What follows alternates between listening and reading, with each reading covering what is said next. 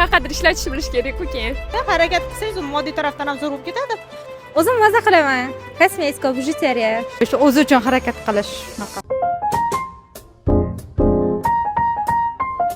Ishlash uchun motivatsiya nima bo'ladi xo'jayiz? Ishlashdan motivatsiya o'zini kelajagini yaratish. Men bekorga o'qimayapman.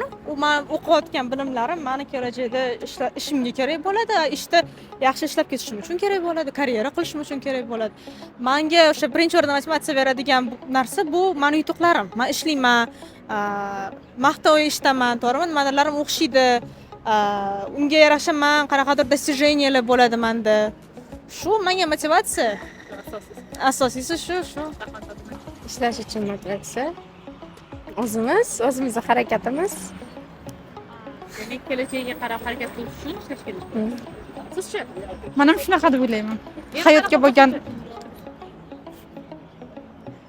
Hayotga qadam qo'yish, o'zi uchun harakat qilish shunaqa. Ishlash uchun motivatsiya odamning qo'ygan maqsadi deb o'ylayman. Demak, maqsad bo'lmasa, ishdagi motivatsiya bo'lmaydi.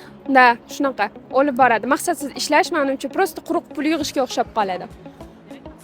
Da, albatta. Pulni qaqadir ishlatishni bilish kerak-ku keyin. Ishlash uchun o'ziga xohish odamni. Demak, xohishi o'zi bo'lsa, Ishlayveradi. Men shunday deb o'yladim. Bilmadim. ishlaysiz o'zi. Ishlayman. O'zingiz xohlaganingiz uchun maza qilishingiz. O'zim qiziqishim bo'yicha-da, qiziqaman. Demak, qiziqqaningiz uchun ishlaysiz. Boshqa manfaat yo'q. Yo'q. Demak, pul uchun ishlaymiz, to'g'ri? Yo'q. Qanaqa motivatsiya uchun ishlaysiz? O'zim maza qilaman. Eng yaxshi ko'rgan narsalarim, kosmetika, bijuteriya, shunaqa narsalar sotaman. Maza qilganingiz uchun. Odamga motivatsiya kerak emas. Odamni o'zi uchun motivatsiya hisoblanadi. Ishlash uchun motivatsiya bu endi yaxshi yashashimiz uchun, kelajagimiz uchun ishlashimiz kerak. Bo'laman. Ishlash uchun motivatsiya ota-ona duosi. Yana-chi? Yana bilmadim. O'qituvchilarni motivatsiyasi ko'proq. Sizchi motivatsiya? Ishlash uchun motivatsiya.